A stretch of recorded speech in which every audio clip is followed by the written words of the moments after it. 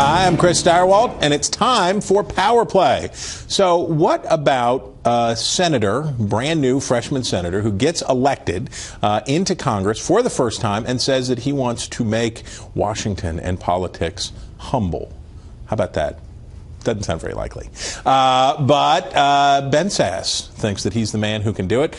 You met Senator Sasse when he was hoping to get the Republican nomination out in Nebraska. Not only did he win it, he won every county in the state in the general election with a remarkable kind of victory. Not bad for a guy with a broken down Winnebago. Welcome. Thanks a lot. Good to be with you. Okay, so you never rode the Winnebago. I never had the experience. I left that to other more intrepid individuals.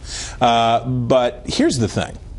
When you talk about, as you took the oath and as you talk about this, you're talking about, I think it's very telling, your first issue that you put forward, term limits. That you come out and you say, I want to do term limits. Now, you may be a former university president, you may be a think tank kind of person, you may be a big brain wonk person, but you know that that's an issue that for Washington, nobody wants to talk about that, nobody wants to do that. What's your message? What are you trying to say? You know, we lived on a bus for 400 days. We did about 1,000 public events. And I love this country deeply. I think we have a moral obligation to leave a great and free and opportunity-filled place to our kids.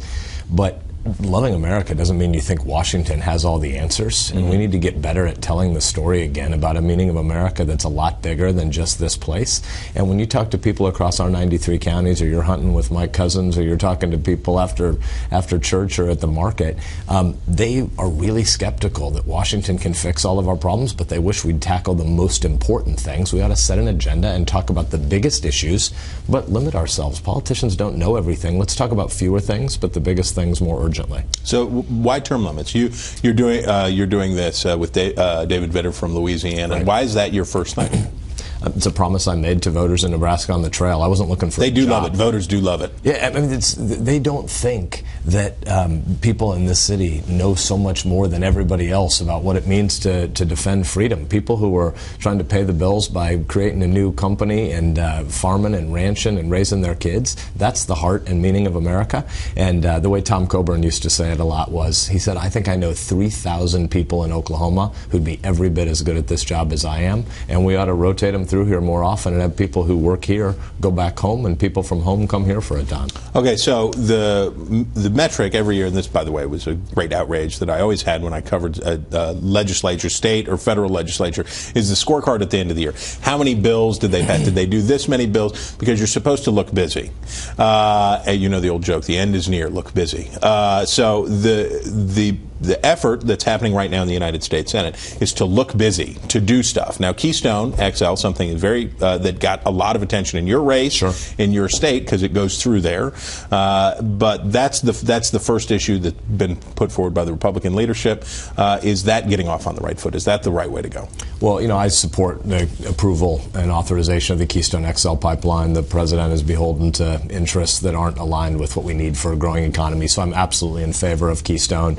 I think it's a good place to start when you have a lot of Democratic co-sponsorship. There's going to be clear support for it in both houses, and then the president's made his threat already to not cooperate on it. But I think the bigger way to think about this is look back 10 or 20 years. From 2004 to 2006, what exactly did the Congress get done that was life-changing and world-shattering?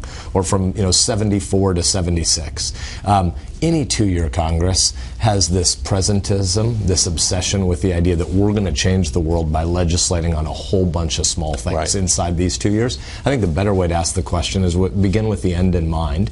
What are the generational crises we face? We don't have a strategy about the rise of global jihadism in the Middle East and its export of nuclear terror all over the world. What's our long-term border security plan? What do we do to help transform the American workforce to be lifelong learners, because the pace of economic change is going to require that? How do we get our entitlement programs back under control? We ought to be talking about the biggest things, not because we necessarily think we'll get them accomplished legislatively in 2015 or 2015 and 16, but because we had to set the table for a 2016 presidential election to be about bigger things, because we have some really big problems in this country. Humility in Washington. I don't think it's going to catch on. But we thank you for taking time for us today, Senator. Congratulations. And you, Internet, thank you for taking time for us. And we'll see you back for another installment of Power Play real soon.